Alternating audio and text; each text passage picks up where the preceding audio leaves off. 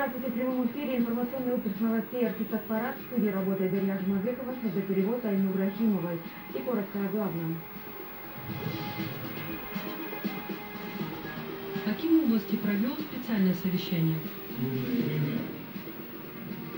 Очень жаль, что дети гибнут, в том числе и по нашей с вами вине.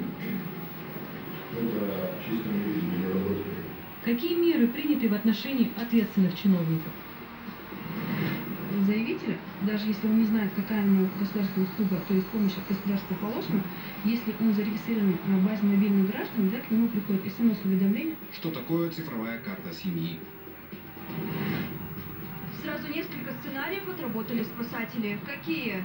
Несколько пассажиров самостоятельно выдвинулись в сторону города Павлодара, а также в сторону поселка Житекши.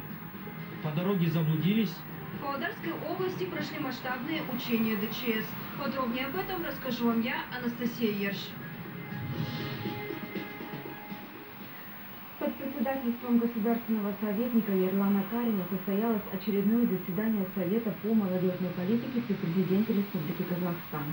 Особое внимание на совещании было уделено